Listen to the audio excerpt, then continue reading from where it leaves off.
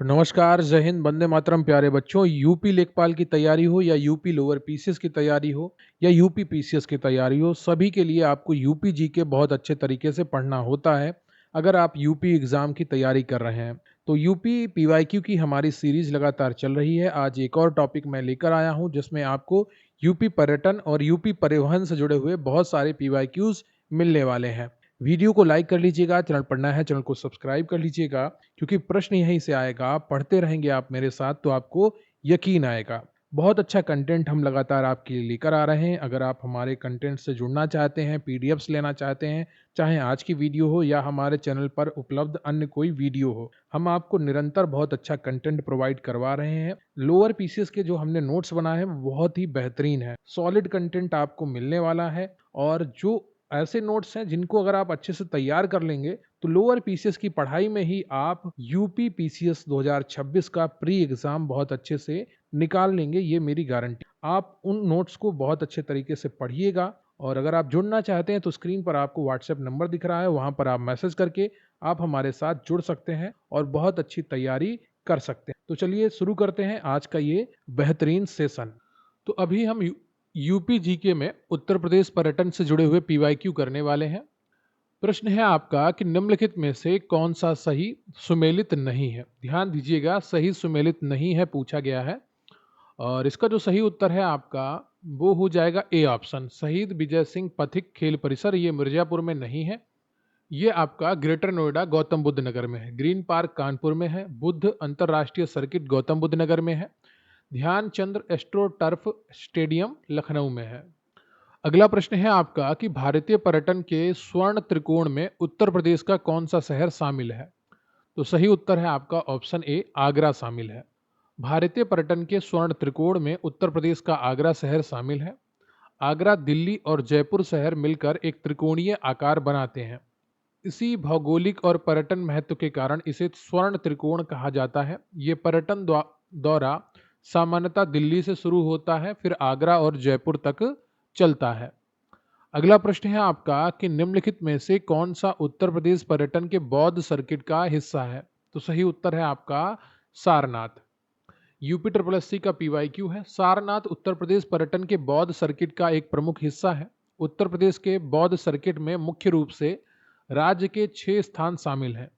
ये स्थान है कपिलवस्तु, श्रावस्ती, संकिसा, कौसाम्बी, सारनाथ और कुशीनगर।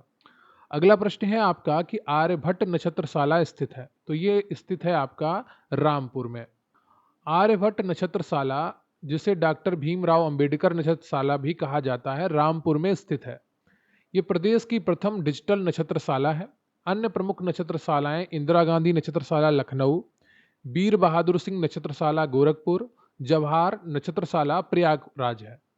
अगला प्रश्न है आपका कि डॉक्टर भीमराव अंबेडकर नामक नक्षत्रशाला स्थित है। तो ये आपकी स्थित है रामपुर में।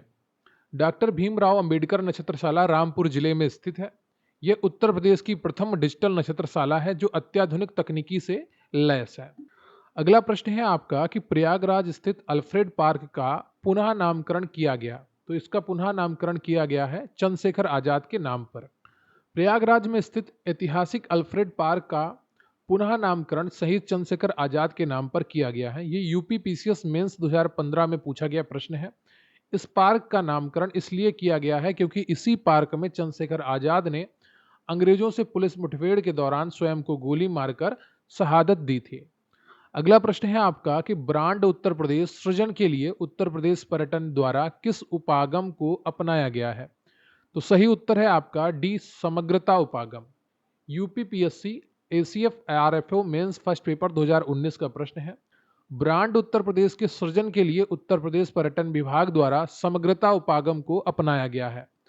उत्तर प्रदेश सरकार ने राज्य में पर्यटन की अपार संभावनाओं को देखते हुए नई पर्यटन नीति जारी की है। इस नीति के तहत पर्यटन विकास के लिए समग्रता उपागम को शामिल किया गया है ताकि सभी क्षेत्रों का एक साथ विकास हो सके।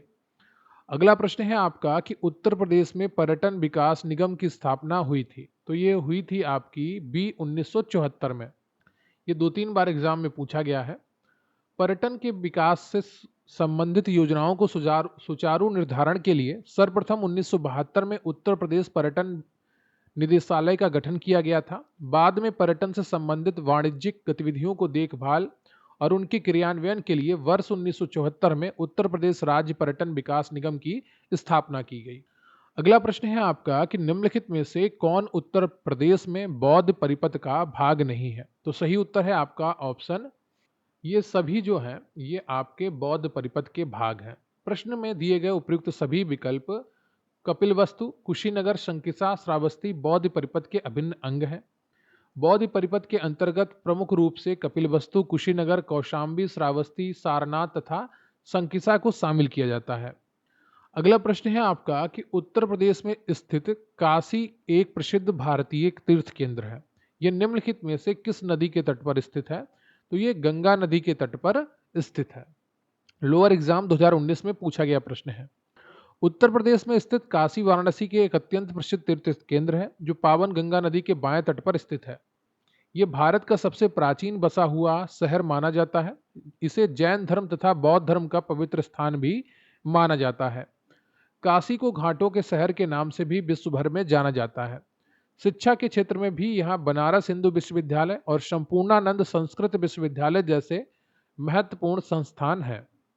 अगला प्रश्न है आपका कि उत्तर प्रदेश में यूपी पर्यटन द्वारा बुंदेलखंड सर्किट में निम्न में से कौन से गंतव्य शामिल हैं? तो सही उत्तर है आपका डी, बिठूर, चित्रकूट, झांसी, कालिंजर, महोबा। उत्तर प्रदेश जैसे विशाल राज्य में पर्यटकों की सुविधा के लिए अलग अलग रुचि के अनुसार पर्यटन स्थलों को चयनित करके पर्यटन परिपथ का सृजन किया गया है। पर्यटन सर्किट में लोग अपनी रुचि के अनुसार समग्रता से सुगमता से भ्रमण कर सकते हैं। बुंदेलखंड सर्किट के अंतर्गत मुख्य रूप से बिठूर, चित्रकूट, झांसी, कालिंजर, महोबा आदि ऐतिहासिक और धार्मिक शहर शामिल हैं। तो ये रहे आपके उत्तर प्रदेश से पर्यटन से जुड़े हुए प्रश्न जो विभिन्न एग्जाम में पूछे गए हैं।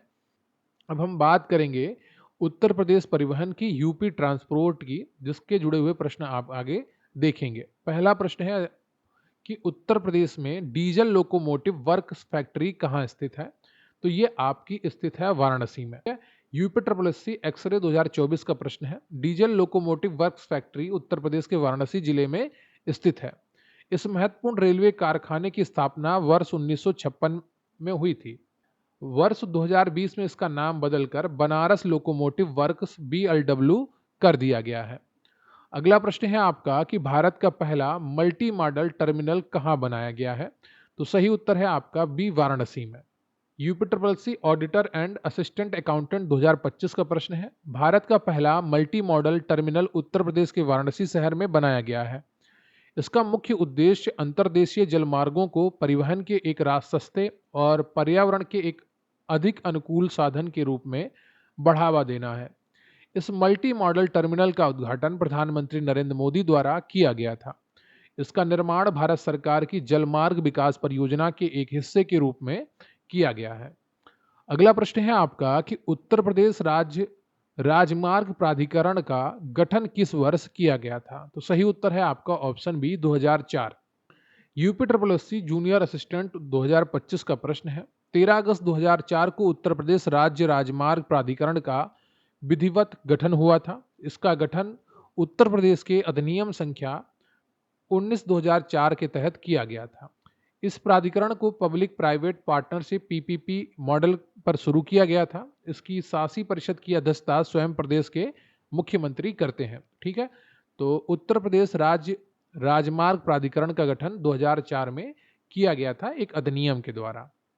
अगला प्रश्न है आपका कि उत्तर प्रदेश इलेक्ट्रिक वाहन विनिर्माण एवं मोबिलिटी नीति 2022 के तहत इलेक्ट्रिक दोपहिया वाहन खरीदने वाले उपभोक्ताओं को प्रदान की जाने वाली एक मुफ्त प्रोत्साहन राशि प्रति वाहन कारखाना लागत का जो कि अधिकतम तक हो क्रय सब्सिडी है। तो सही उत्तर है आपका ऑप्शन सी, 15%, अधिकतम 5,000। तो उत्तर प्रदेश इलेक्ट्रिक वाहन विनिर्माण एवं गतिशीलता नीति 2022 के तहत यह सब्सिडी प्रदान की जाती है। इसके तहत इलेक्ट्रिक दोपहिया वाहनों में प्रदान की जाने वाली क्रय सब्सिडी की अधिकतम सीमा फैक्ट्री लागत का 15%, किंतु यह सब्सिडी अधिकतम 5,000 रुपए तक ही हो सकती है। अगला प्रश्न है आपका कि रिक्त स्थान प्रमुख निर्यात केंद्रों को वाराणसी और प्रयागराज से होते हुए हल्दिया बंदरगाह से जोड़ता है। तो सही उत्तर है आपका NW1। राष्ट्रीय जलमार्ग नंबर 1 भारत का सबसे लंबा आंतरिक जलमार्ग है। इस जलमार्ग की कुल लंबाई 1620 किलोमीटर है। यह जलमार्ग प्रमुख निर्यात केंद्रों को वाराणसी और प्रयागराज से होते हुए हल्दिया बंदरगाह पश्चिम बंगाल से जोड़ता है। अगला प्रश्न है आपका कि उत्तर प्रदेश के किस रेलवे स्टेशन का नाम बदलकर स्वामी परमहंस कर दिया गया है? तो सही उत्तर है आपका बनी। उत्तर प्रदेश के बनी रेलवे स्टेशन का नाम बदलकर स्वामी परमहंस कर दिया गया है। अमेठी जिले में लखनऊ डिवीजन के अंतर्गत आने वाले कुल 8 रेलवे स्टेशनों के नामों में बदलाव किया गया है। जैसे जायस रेलवे स्टेशन का नाम बदलकर गुरु गोरखनाथ धाम और मिसरौली को मां कालिकन धाम किया गया है। अगला प्रश्न है आपका कि यूपीआरआरडीए का पूर्ण रूप क्या है? तो सही उत्तर है आपका उत्तर प्रदेश ग्रामीण सड़क विकास agency, Uttar Pradesh rural road development agency. अगला प्रश्न है आपका कि उत्तर प्रदेश में कौन सा राष्ट्रीय राजमार्ग मुरादाबाद में NH9 जंक्शन से शुरू होता है और चंदौसी बबराला अलीगढ़ से होकर गुजरात गुजरता है और आगरा में NH24 के जंक्शन पर समाप्त होता है? तो सही उत्तर है आपका NH509। उत्तर प्रदेश में NH509 मुरादाबाद में NH9 के जंक्शन से प्रारंभ होता है। यह राजमार्ग चंदौसी बबराला अलीगढ़ से होते हुए आगरा में NH44 के जंक्शन पर जाकर समाप्त होता है। मुख्य रूप से यह राजमार्ग आगरा को मुरादाबाद से जोड़ने का कार्य करता है। अगला प्रश्न है आपका कि 20वां है, यहाँ पर सूची 1 को सूची 2 से मिलाना है। एक तरफ एरिया दिया गया है, सेवा क्षेत्र दिया गया है, दूसरी तरफ हवाई अड्डे का नाम दिया गया है, जिनको आपको मिलाना है। चौधरी चरण सिंह अंतर्राष्ट्रीय हवाई अड्डा आपका लखनऊ में स्थित है। महर्षि वाल्मीकि अंतर्राष्ट्रीय हवाई अड्डा आपका अयोध्या में स्थित है। तो ए का 3 2 में है और बी का 4, ए का 3 बी का 4 आपका 2 ऑप्शन में है, तो आपको एक ऑप्शन और चुनना पड़ेगा। जेवर अड्डा जो एयरपोर्ट है उसका नाम है नोएडा अंतर्राष्ट्रीय हवाई अड्डा। तो सी का 2 किस में है आपका? ये है डी में। तो डी ऑप्शन आपका यहाँ पर सही हो जाएगा। ठीक है। वाराणसी में है लाल बहादुर शास्त्री अंतर्राष्ट्रीय हवाई अड्डा। बाकी सब मैंने आपको अभी बता दिए हैं। अगला प्रश्न है आपका कि उत्तर प्रदेश मोटर वाहन कराधान अधिनियम 1997 को लागू करने के लिए मुख्य रूप से कौन जिम्मेदार है? तो सही उत्तर है आपका यहाँ पर ऑप्शन सी, परिवहन आयुक्त। इन्फोर्समेंट कांस्टेबल 2025 का ये प्रश्न है। उत्तर प्रदेश मोटर वाहन कराधान अधिनियम 1997 को लागू करने के लिए मुख्य रूप से परिवहन आयुक्त जिम्मेदार है। शासकीय स्तर पर प्रमुख सचिव परिवहन उत्तर प्रदेश के मुख्य प्रशासनिक अधिकारी होते हैं। करों एवं शुल्क के निर्धारण एवं संग्रहण की संपूर्ण प्रक्रिया का प्रशासन एवं पर्यवेक्षण परिवहन आयुक्त उत्तर प्रदेश लखनऊ द्वारा किया जाता है।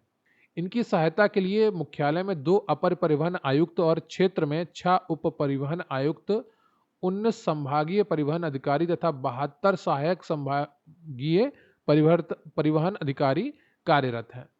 अगला प्रश्न है आपका कि क्या उत्तर प्रदेश मोटर वाहन कराधान अधिनियम 1997 के तहत कोई भी वाहन स्वचालित रूप से मोटर वाहन करों से मुक्त है? तो सही उत्तर है आपका ऑप्शन सी, धार्मिक संस्थानों के स्वामित्व वाले वाहन कराधान से मुक्त हैं। उत्तर प्रदेश मोटर वाहन कराधान अधिनियम 1997 के तहत स्वचालित रूप से मोटर वाहन करों से धार्मिक संस्थानों के स्वामित्व वाले वाहन कर मुक्त हैं। अधिनियम में परिवहन यान में भिन्न किसी भी मोटर यान को सार्वजनिक स्थान पर उपयोग में लाने से पहले एक मुक्त कर का भुगतान करने का प्रावधान है। अगला प्रश्न है आपका कि किस राजमार्ग को लखनऊ आजमगढ़ बलिया मार्ग के रूप में जाना जाता है? तो सही उत्तर है आपका UPSS 34। उत्तर प्रदेश के लखनऊ आजमगढ़ बलिया राज्य राजमार्ग को UPSS 34 के नाम से जाना जाता है। यह महत्वपूर्ण राज्य राजमार्ग लखनऊ से रायबरेली, सुल्तानपुर, जौनपुर, आजमगढ़, मऊ होते हुए बलिया तक जाता है। इस राज्य राजमार्ग की कुल लंबाई लगभग 315.98 किलोमीटर है। अगला प्रश्न है आपका कि कौन सा एक्सप्रेसवे ग्रेटर नोएडा को आगरा से जोड़ता है? तो सही उत्तर है आपका ऑप्शन सी, यमुना एक्सप्रेसवे। यह भी आपका 2025 में UPSSC द्वारा पूछा गया प्रश्न है। ग्रेटर नोएडा को आगरा से जोड़ने वाला मार्ग को यमुना एक्सप्रेसवे के नाम से जाना जाता है। इसे ताज एक्सप्रेसवे के नाम से भी जाना जाता है। यह 165.5 किलोमीटर लंबा 6 लेन एक्सेस कंट्रोल हाईवे है। जो कि मथुरा और अलीगढ़ से गुजरते हुए नोएडा को आगरा से जोड़ता है। इसका निर्माण जीटी रोड तथा NH2 पर बढ़ते यातायात के दबाव को कम करने के लिए किया गया है। अगला प्रश्न है आपका कि उत्तर प्रदेश मोटर वाहन कराधान अधिनियम 1997 के तहत मोटर वाहन पर कर कब देय होता है? तो सही उत्तर है आपका वाहन की खरीद की तिथि पर प्रतिवर्ष। उत्तर प्रदेश मोटर वाहन कराधान अधिनियम 1997 के तहत मोटर वाहन पर कर वाहन खरीद की तिथि से प्रतिवर्ष देय होता है।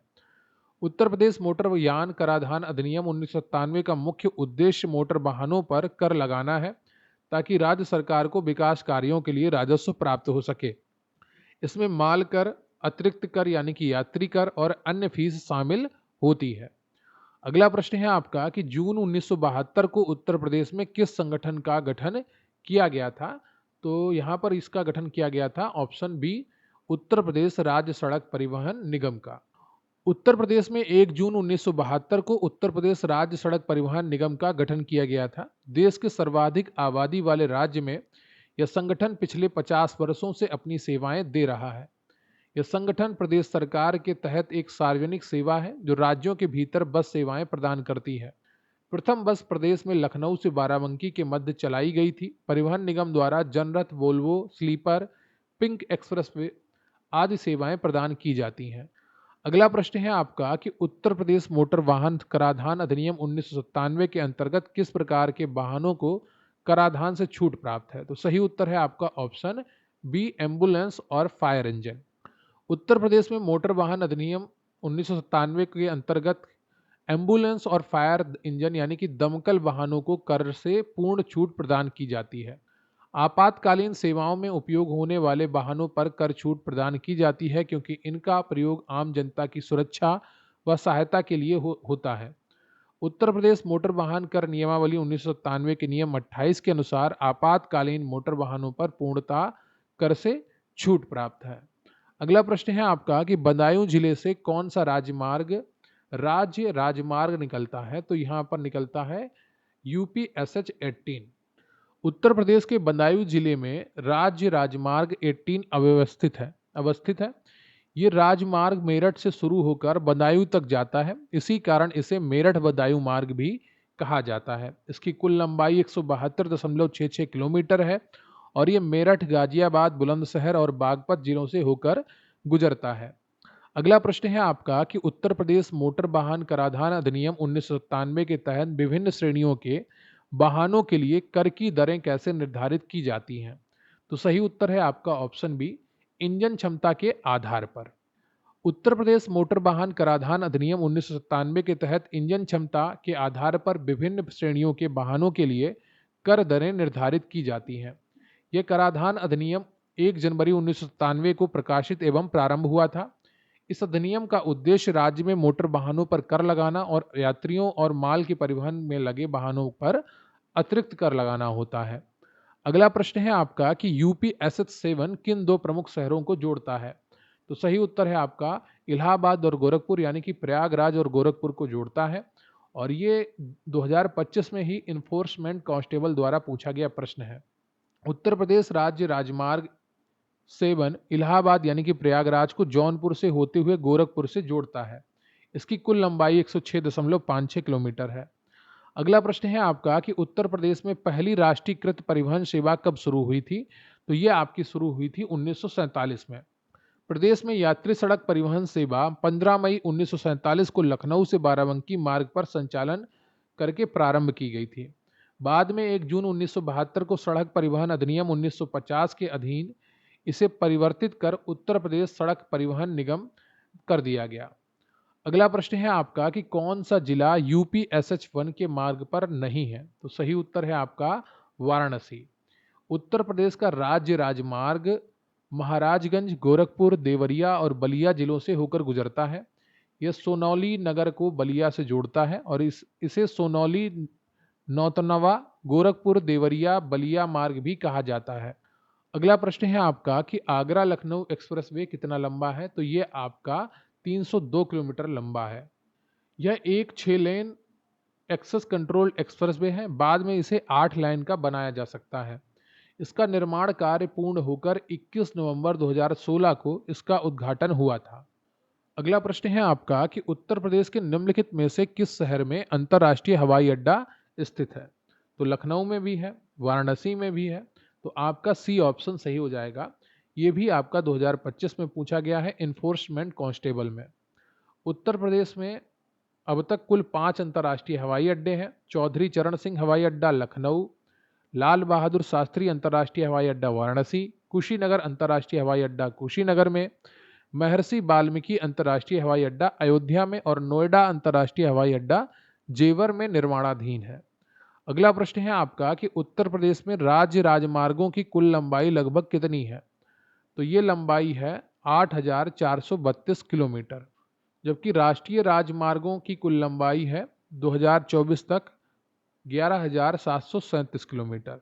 अगला प्रश्न है आपका कि उत्तर प्रदेश में निम्नलिखित में से कौन सी नदी नदी परिवहन प्रणालियों द्वारा सेवा प्रदान करती है? तो गंगा है। ठीक है, गंगा पे NW1 है, यानी कि राष्ट्रीय जलमार्ग 1 स्थित है, जो उत्तर प्रदेश प्रयागराज से हल्दिया पश्चिम बंगाल तक जाता है और इसकी कुल लंबाई 1620 किलोमीटर है। अगला प्रश्न है आपका कि पूर्वांचल एक्सप्रेसवे की अनुमानित लंबाई कितनी है? तो उसकी अनुमानित लंबाई 340.82 किलोमीटर है और पूर्वांचल एक्सप्रेसवे लखनऊ जिले में मौजूद लखनऊ सुल्तानपुर रोड NH 731 के पास स्थित चांद सराय गांव से शुरू होता है। यह मार्ग गाजीपुर जिले में हैदरिया गांव में समाप्त होता है। इस प्रकार इसकी कुल लंबाई 340.82 किलोमीटर है। इस ग्रीनफील्ड एक्सप्रेसवे पर पड़ने वाली प्रमुख जिले लखनऊ, बाराबंकी, अमेठी, सुल्तानपुर, अयोध्या, अंबेडकर नगर, आजमगढ़, मऊ और गाजीपुर है। अगला प्रश्न है आपका कि उत्तर प्रदेश का पहला ट्रैफिक पार्क किस जिले में खोला गया है? तो ये खोला गया है प्रयागराज में। उत्तर प्रदेश के प्रयागराज जनपद में धोबी घाट चौराहे के निकट राज्य का पहला यातायात पार्क खोला गया है। इस पार्क में सभी उम्र के लोगों और विशेषकर बच्चों को यातायात के नियमों का पालन करना सिखाया जाता है। अगला प्रश्न है आपका कि उत्तर प्रदेश के निम्नलिखित में से किस शहर में विंध्याचल कॉरिडोर परियोजना की नींव रखी गई है? तो सही उत्तर है आपका ऑप्शन डी, मिर्जापुर। उत्तर प्रदेश के मिर्जापुर शहर में प्रसिद्ध विंध्याचल धाम स्थित है। यहीं पर श्रद्धालुओं की सुविधा और पर्यटन विकास के लिए विंध्याचल कॉरिडोर परियोजना की नींव रखी गई है। ये काशी विश्वनाथ कॉरिडोर की तर्ज पर विकसित किया जा रहा है। अगला प्रश्न है आपका कि हिंडन हवाई अड्डा अवस्थित है? तो ये आपका अवस्थित है गाजियाबाद में। हिंडन हवाई अड्डा उत्तर प्रदेश के गाजियाबाद शहर में अवस्थित है। यह मुख्य रूप से भारतीय वायुसेना का एयरबेस है, जहां से उड़ान योजना के तहत नागरिक उड़ानें भी संचालित होती हैं। अगला प्रश्न है आपका कि निम्नलिखित में से मुगलसराय जंक्शन रेलवे स्टेशन का नया नाम क्या है? तो इसका नया नाम पंडित दीनदयाल उपाध्याय जंक्शन है। ये भारतीय रेलवे का अत्यंत महत्वपूर्ण केंद्र है। ये एशिया का सबसे बड़ा रेलवे मार्शलिंग यार्ड भी है। अगला प्रश्न है आपका कि खेरिया विमानपत्तन हवाई अड्डा कहाँ स्थित है? तो ये आपका आगरा में स्थित है। अगला प्रश्न है आपका कि उत्तर प्रदेश में वहन शुल्क माल भाड़ा गांव का निर्माण कहाँ किया जा रहा है? तो सही उत्तर है आपका वाराणसी में। भारतीय अंतर्देशीय जलमार्ग प्राधिकरण की ओर से प्रस्तावित गंगा जलमार्ग बनारस से हल्दिया का प्रमुख केंद्र वाराणसी है। वाराणसी में ही उत्तर प्रदेश का पहला फ्रेट विलेज बनाया जा रहा है। फ्रेट विलेज वह विशेष क्षेत्र होता है जहां परिवहन, जल वितरण एवं लॉजिस्टिक सुविधाएं बड़े पैमाने पर एक ही स्थान पर उपलब्ध होती हैं। अगला प्रश्न है आपका कि निम्नलिखित में से उत्तर प्रदेश का सबसे बड़ा रेलवे स्टेशन कौन सा है? तो यूपी का सबसे बड़ा railway station Gorakhpur railway station है। उत्तर प्रदेश का सबसे बड़ा railway platform Gorakhpur railway station का है, जिसकी लंबाई 1355 मीटर है। ठीक है, तो यहाँ पर रेलवे स्टेशन लिखा है और ये प्रश्न 2021 में पूछा गया था। ठीक है, लेकिन वर्तमान में हुबली जंक्शन श्री सिद्धारूढ़ स्वामी जी कर्नाटक 1507 मीटर लंबाई के साथ विश्व का सबसे लंबा रेलवे प्लेटफॉर्म बन गया है। ठीक है, अगला प्रश्न है आपका कि निम्नलिखित में से उत्तर प्रदेश का कौन सा शहर राष्ट्रीय राजमार्ग 2 से नहीं जुड़ा है? तो सही उत्तर है आपका इनमें से कोई विकल्प सही नहीं है, सभी शहर जुड़े हैं।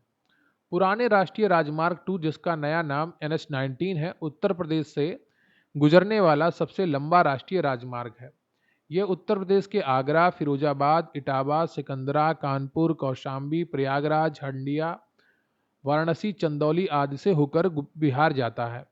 उत्तर प्रदेश में NH-19 की कुल लंबाई 655.2 किलोमीटर है। अगला प्रश्न है आपका कि जेवर एयरपोर्ट रिक्त स्थान जिले में बनाया जा रहा है, तो सही उत्तर है आपका गौतम बुद्ध नगर में। ठीक है, जेवर एयरपोर्ट का निर्माण गौतम बुद्ध नगर जिले के जेवर नामक कस्बे में किया जा रहा है। यह शहर ग्रेटर नोएडा के उपनगरीय इलाके में यमुना नदी के पूर्वोत्तर तट के पास स्थित है। पूर्ण होने पर यह भारत का एक प्रमुख और विशाल अंतर्राष्ट्रीय हवाई अड्डा होगा। वर्तमान में भारत का सबसे बड़ा हवाई अड्डा नई दिल्ली में स्थित इंदिरा गांधी अंतर्राष्ट्रीय हवाई अड्डा है। अगला प्रश्न है आपका कि निम्न में से कौन सा शहर उत्तर प्रदेश में राष्ट्रीय राजमार्ग 2 से नहीं जुड़ा है, तो सही उत्तर है आपका ऑप्शन सी, लखनऊ। पुराना राष्ट्रीय राजमार्ग 2 वर्तमान में राष्ट्रीय राजमार्ग 19 उत्तर प्रदेश के लखनऊ शहर से नहीं जुड़ा है, जबकि आगरा, इलाहाबाद, वर्तमान प्रयागराज और वाराणसी जिले इस राजमार्ग से जुड़े हैं। अगला प्रश्न है आपका कि उत्तर प्रदेश का लाल बहादुर शास्त्री अंतर्राष्ट्रीय हवाई अड्डा कहाँ अवस्थित है, तो ये वाराणसी में है। डी ऑप्शन आपका सही हो जाएगा। कानपुर में चकेरी हवाई अड्डा है और लखनऊ में चौधरी चरण सिंह हवाई अड्डा है। आगरा में खेरिया हवाई अड्डा स्थित है। अगला प्रश्न है आपका कि चकेरी हवाई पट्टी कहाँ पर अवस्थित है, तो ये कानपुर में है। अगला प्रश्न है आपका कि कुशीनगर विमानपत्तन को कब अंतर्राष्ट्रीय विमानपत्तन घोषित किया गया, तो सही उत्तर है आपका 24 जून 2020 को। उत्तर प्रदेश के कुशीनगर जिले में स्थित कुशीनगर हवाई अड्डे को 24 जून 2020 को केंद्रीय मंत्रिमंडल द्वारा अंतर्राष्ट्रीय स्तर का हवाई अड्डा घोषित किया गया था। उत्तर प्रदेश में 19 हवाई अड्डों में से 5 अंतर्राष्ट्रीय स्तर के लखनऊ, वाराणसी, कुशीनगर, अयोध्या व नोएडा हैं। उत्तर प्रदेश में नागरिक उड्डयन प्रशिक्षण केंद्र बमरौली, प्रयागराज में स्थित है। अगला प्रश्न है आपका कि उत्तर प्रदेश में चौधरी चरण सिंह अंतर्राष्ट्रीय हवाई अड्डा कहाँ है, तो ये आपका लखनऊ में है। ठीक है, चौधरी चरण सिंह अंतर्राष्ट्रीय हवाई अड्डा, जिसे अमौसी हवाई अड्डा भी कहते हैं, लखनऊ में स्थित है। लाल बहादुर शास्त्री अंतर्राष्ट्रीय हवाई अड्डा बाबतपुर, वाराणसी में स्थित है। वर्तमान में उत्तर प्रदेश में कुल 5 अंतर्राष्ट्रीय हवाई अड्डे हैं, जिनमें कुछ निर्माणाधीन है। अगला प्रश्न है आपका कि उत्तर पूर्वी रेलवे का मुख्यालय कहाँ स्थित है, तो ये आपका गोरखपुर में स्थित है। पूर्वोत्तर रेलवे उत्तर प्रदेश, उत्तराखंड और बिहार राज्यों से होती हुई पश्चिम से पूर्व की ओर जाती है। वर्तमान में पूर्वोत्तर रेलवे में 3 मंडल हैं, जिनका मुख्यालय वाराणसी, लखनऊ और इज्जतनगर में स्थित है।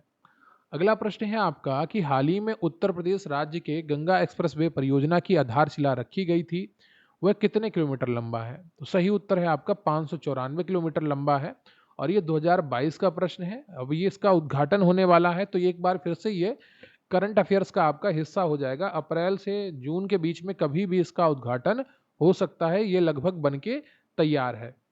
इसे मेरठ से प्रयागराज के बीच 6 लेन बनाया जा रहा है और ये उत्तर प्रदेश के 12 जिलों 518 गांवों से होकर गुजर रहा है। अगला प्रश्न है आपका कि निम्नलिखित में से कौन ग्रैंड ट्रंक रोड के तहत नहीं आता है, तो ये आपका लखनऊ। ठीक है, कानपुर, प्रयागराज, अलीगढ़ आते हैं। Lucknow grand trunk road GT road के तहत नहीं आता है। Grand trunk road Uttar Pradesh का सबसे लंबा राष्ट्रीय राजमार्ग पुराना NH-2 है। इस ऐतिहासिक सड़क का निर्माण शेर शाह सूरी ने करवाया था, जिसे सड़क-ए-आजम या बादशाही सड़क के नाम से भी जाना जाता था। शॉर्ट में इसको GT रोड कहते हैं। अगला प्रश्न है आपका कि हाल ही में प्रधानमंत्री श्री नरेंद्र मोदी ने अयोध्या में नवनिर्मित हवाई अड्डे का उद्घाटन किया। इस नवनिर्मित हवाई अड्डे का नाम बताइए, तो सही उत्तर है आपका ऑप्शन सी, महर्षि वाल्मीकि अंतर्राष्ट्रीय हवाई अड्डा। अयोध्या में निर्मित नए हवाई अड्डे का नाम महर्षि वाल्मीकि अंतर्राष्ट्रीय हवाई अड्डा रखा गया है। इसका उद्घाटन प्रधानमंत्री नरेंद्र मोदी द्वारा किया गया था। उल्लेखनीय है कि इस हवाई अड्डे का नाम इससे पूर्व मर्यादा पुरुषोत्तम श्री राम अंतर्राष्ट्रीय हवाई अड्डा प्रस्तावित था। अगला प्रश्न है आपका कि गंगा नदी के निम्नलिखित में से किस भाग को अंतर्राष्ट्रीय जलमार्ग घोषित किया गया है, तो सही उत्तर है आपका ऑप्शन डी, प्रयागराज से हल्दिया तक। गंगा नदी में प्रयागराज उत्तर प्रदेश से हल्दिया पश्चिम बंगाल तक के भाग को राष्ट्रीय जलमार्ग NW1 घोषित किया गया है। यह भारत का प्रथम और सबसे लंबा राष्ट्रीय जलमार्ग है। इसकी कुल लंबाई 1620 किलोमीटर है। अगला प्रश्न है आपका कि अक्टूबर 2021 में कुशीनगर में अंतर्राष्ट्रीय हवाई अड्डे के उद्घाटन के संदर्भ में निम्नलिखित में से कौन सा कथन सही है, तो सही उत्तर है आपका ऑप्शन केवल एक सही है। लैंड करने वाली फ्लाइट, पहली उद्घाटन फ्लाइट श्रीलंकाई एयरलाइंस की थी। कुशीनगर उत्तर प्रदेश का चौथा अंतर्राष्ट्रीय हवाई अड्डा बन गया है। कुल 5 अंतर्राष्ट्रीय हवाई अड्डे हैं यूपी में, तो आपका ये गलत हो जाता है, ठीक है। और कुशीनगर आपका यूपी का तीसरा अंतर्राष्ट्रीय हवाई अड्डा है, ठीक है, ये ध्यान रखिएगा। अगला प्रश्न है आपका कि उत्तर प्रदेश सरकार की महत्वाकांक्षी 8 लेन प्रवेश नियंत्रित गंगा एक्सप्रेसवे परियोजना का विस्तार उत्तर प्रदेश के किन दो परस्पर अधिकतम दूरी वाले जनपदों के बीच में हो रहा है? तो सही उत्तर है आपका नोएडा एवं गाजीपुर। उत्तर प्रदेश सरकार ने सड़क परिवहन को अधिकतम गति प्रदान करते हुए वर्ष 2009-10 के बजट में गंगा एक्सप्रेसवे परियोजना का शुभारंभ किया था। मूल प्रस्ताव के अनुसार ये 1024 किलोमीटर लंबी परियोजना थी, जो नोएडा से गाजीपुर वर्तमान में बलिया तक प्रस्तावित थी, लेकिन इसको सीमित करके 594 किलोमीटर तक सीमित किया गया और ये गंगा एक्सप्रेसवे मेरठ से प्रयागराज तक ही जा रही है। अगला प्रश्न है आपका कि जनरथ नाम दिया गया था। तो जनरथ नाम दिया गया था डी उत्तर प्रदेश सरकार द्वारा प्रारंभ किए गए निम्न लागत एसी बस सेवा को। जनरथ एसी बस का किराया साधारण बसों की अपेक्षा थोड़ा ही ज़्यादा होता है, जिससे आम जनता वातानुकूलित यात्रा का लाभ उठा सके। अगला प्रश्न है आपका कि यमुना एक्सप्रेस वे है, तो ये आपका ग्रेटर नोएडा से आगरा तक है। इसकी कुल लंबाई 165.5 किलोमीटर है और ये 6 लेन की सड़क है। अगला प्रश्न है आपका कि ताज अंतर्राष्ट्रीय हवाई अड्डे का निर्माण किया जा रहा है, तो ये गौतम बुद्ध नगर जनपद में हो रहा है। इसको अभी जेवर अंतर्राष्ट्रीय हवाई अड्डा भी कहते हैं या नोएडा इंटरनेशनल एयरपोर्ट कहा जा रहा है। ये गौतम बुद्ध नगर की जेवर तहसील में बन रहा है और ये भारत का सबसे बड़ा हवाई अड्डा होगा। और जहां तक मुझे हालात लग रहे हैं, मोदी जी प्रधानमंत्री जब हटेंगे तो बीजेपी इसका नाम प्रधानमंत्री नरेंद्र मोदी के नाम पर ही रखने वाली है। अगला प्रश्न है आपका कि यूपी से शुरू होने वाला सबसे लंबा राष्ट्रीय राजमार्ग कौन सा है? तो NH7 है। राष्ट्रीय राजमार्ग 7 की कुल लंबाई 2369 किलोमीटर है, जो भारत का सबसे बड़ा राजमार्ग है और ये उत्तर प्रदेश के वाराणसी से शुरू होकर भारत के दक्षिणी राज्य तमिलनाडु से कि कन्याकुमारी तक जाता है। अगला है आपका, एक तरफ हवाई अड्डा दिए गए हैं, दूसरी तरफ नगर दिए गए हैं और आपको मिलाना है इनको, ठीक है। तो सही उत्तर है आपका ऑप्शन डी। बमरौली हवाई अड्डा प्रयागराज में स्थित है, चकेरी हवाई अड्डा कानपुर में है, हिंडन हवाई अड्डा गाजियाबाद में है और फुर्सतगंज हवाई अड्डा आपका रायबरेली में है। यूपी RO में ये प्रश्न पूछा गया था। अगला प्रश्न है आपका कि उत्तर मध्य रेलवे का मुख्यालय अवस्थित है, तो ये आपका इलाहाबाद में स्थित है, वर्तमान प्रयागराज में। 2013 में ये प्रश्न पूछा गया था। अगला प्रश्न है आपका कि उत्तर प्रदेश में पूर्वांचल एक्सप्रेसवे मार्ग निम्नलिखित में से किस नगर से नहीं गुजरेगा? तो सही उत्तर है आपका बस्ती। ये लगभग 341 किलोमीटर लंबा है और यूपी के 9 जिलों से होकर गुजरता है। लखनऊ, बाराबंकी, अमेठी, सुल्तानपुर, अयोध्या, फैजाबाद, अंबेडकर नगर, आजमगढ़, मऊ और गाजीपुर, ठीक है। अयोध्या फैजाबाद इसलिए लिखा है क्योंकि फैजाबाद पहले जिला था, बाद में इसका नाम अयोध्या कर दिया गया है। अगला प्रश्न है आपका कि आगरा लखनऊ एक्सप्रेसवे हाईवे की लंबाई कितनी है? तो इसकी लंबाई लगभग 300 किलोमीटर है। एग्जैक्ट लंबाई 302 किलोमीटर है। ये आगरा की इनर रिंग रोड से प्रारंभ होकर फिरोजाबाद, मैनपुरी, इटावा, औरैया, कन्नौज, हरदोई, कानपुर नगर, उन्नाव होते हुए लखनऊ में समाप्त होता है। अगला प्रश्न है आपका कि सूची 1 को सूची 2 से आपको मिलाना है और यहाँ पर एक तरफ हवाई अड्डे दिए गए हैं, दूसरी तरफ शहर दिए गए हैं। तो सही उत्तर है आपका ऑप्शन डी, ठीक है। तो लखनऊ में अमौसी हवाई अड्डा है, जो चौधरी चरण सिंह हवाई अड्डा के नाम से जाना जाता है। वाराणसी में बाबतपुर हवाई अड्डा है, जो लाल बहादुर शास्त्री अंतर्राष्ट्रीय हवाई अड्डा के नाम से जाना जाता है। कानपुर में चकेरी हवाई अड्डा है और आगरा में खेरिया हवाई अड्डा है। अगला प्रश्न है आपका कि GT रोड नहीं गुजरती है, तो कहाँ से नहीं गुजरती है? ये अलीगढ़ से नहीं गुजरती है। GT रोड को वर्तमान में राष्ट्रीय राजमार्ग 19 कहा जाता है, जो दिल्ली से कोलकाता के बीच में स्थित है। ये मार्ग आगरा, फिरोजाबाद, इटावा, कानपुर, फतेहपुर, प्रयागराज, वाराणसी, मुगलसराय होते हुए कोलकाता तक जाता है। ये ऐतिहासिक रोड अलीगढ़ जिले से होकर नहीं गुजरती है। अगला प्रश्न है आपका कि राष्ट्रीय राजमार्ग विकास परियोजना के उत्तर, दक्षिण तथा पूर्व पश्चिम गलियारे मिलते हैं, तो ये झांसी में मिलते हैं, ठीक है। बहुत फेवरेट प्रश्न है, सभी आयोगों का बार बार ये प्रश्न पूछा जाता है। राष्ट्रीय राजमार्ग विकास परियोजना के तहत बनने वाला उत्तर दक्षिण गलियारा श्रीनगर को कन्याकुमारी से जोड़ता है। पूर्व पश्चिम गलियारा असम के सिलचर को गुजरात के पोरबंदर से जोड़ता है। इन दोनों प्रमुख गलियारों का मिलन स्थल उत्तर प्रदेश का झांसी है। अगला प्रश्न है आपका कि ताज एक्सप्रेसवे किन शहरों को जोड़ता है? तो ये आगरा और ग्रेटर नोएडा को जोड़ता है। टोटल लंबाई 165.5 है और ये 6 लेन लंबा है। अगला प्रश्न है आपका कि उत्तर प्रदेश में लखनऊ मेट्रो के प्रथम चरण में कहां से कहां तक मेट्रो का चलना प्रस्तावित हुआ था? तो ट्रांसपोर्ट से नगर से लेकर चार बाग, ठीक है। अब तो ये चौधरी चरण सिंह एयरपोर्ट से लेकर मुंशी पुलिया तक जाती है। इसका अगला प्रश्न है आपका कि उत्तर प्रदेश सरकार के यमुना एक्सप्रेसवे का उद्घाटन मुख्यमंत्री अखिलेश यादव द्वारा कब किया गया था? तो सही उत्तर है आपका सी, 9 अगस्त 2012 को।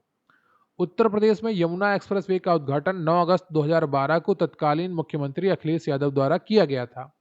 उसी दिन से इसे आम जनता के लिए खोल दिया गया था। इस एक्सप्रेसवे को 120 किलोमीटर प्रति घंटा की गति के लिए डिजाइन किया गया है और इसकी लागत 12,839 करोड़ रुपए आई थी। ये एक्सप्रेसवे गौतम बुद्ध नगर, अलीगढ़, मथुरा व आगरा जिलों से होकर गुजरता है। तो वीडियो को लाइक कर लीजिएगा, चैनल पर नए हैं चैनल को सब्सक्राइब कर लीजिएगा और अपने दोस्तों के साथ वीडियो शेयर करिएगा। कमेंट करके बताइएगा आज का सेशन आपको कैसा लगा। देखिए, कुछ प्रश्न ऐसे थे जो आपके रूटीन में नहीं रहते हैं, ठीक है। कुछ ऐसे टॉपिक होते हैं जो आप रेगुलर नहीं पढ़ते हैं और बहुत सारे प्रश्न ऐसे पूछ लिए जाते हैं। हर एग्जाम में लगभग एक आधा ऐसा प्रश्न आता है जो रूटीन टॉपिक का हिस्सा नहीं होता है, जिन्हें हम रिवाइज कर सकते हैं और बहुत अच्छे तरीके से आप हर प्रश्न को तैयार करना भी मुमकिन नहीं होता है। तो एक प्रश्न के लिए नहीं, लेकिन 20 में से 19 प्रश्न की तैयारी तो आपको करनी ही चाहिए। तो वीडियो को लाइक कर लीजिएगा, चैनल पर नए हैं चैनल को सब्सक्राइब कर लीजिएगा। रही बात आज के इस वीडियो के पीडीएफ की, तो स्क्रीन पर आपको व्हाट्सएप नंबर दिख रहा होगा। फिर चाहे आप लेखपाल की तैयारी कर रहे हो, यूपी लोअर पीसीएस की तैयारी कर रहे हो, जेई की तैयारी कर रहे हो या अन्य किसी एग्जाम की, सभी में यूपी जीके पूछा जाता है यूपी में। और फिर चाहे आप पीसीएस की ही तैयारी क्यों ना कर रहे हो, बहुत सारे प्रश्न पीसीएस में भी पूछे जाते हैं। तो सभी को आपको तैयार करना है, तो हमारे साथ जुड़े रहिए। निश्चित रूप से आपको बहुत लाभ होने वाला है। जो लोअर पीसीएस का कंटेंट बनाया जा रहा है वो पीसीएस लेवल का कंटेंट होगा और इतना अच्छा कंटेंट होगा, इतना टू द पॉइंट आपको कंटेंट मिलने वाला है, हर चीज़ व्यवस्थित ढंग से मिलने वाली है कि आप उसी तैयारी में पीसीएस का प्री भी आराम से निकाल लेंगे। तो मिलते हैं फिर किसी अन्य वीडियो में, तब तक के लिए जय हिंद, जय भारत।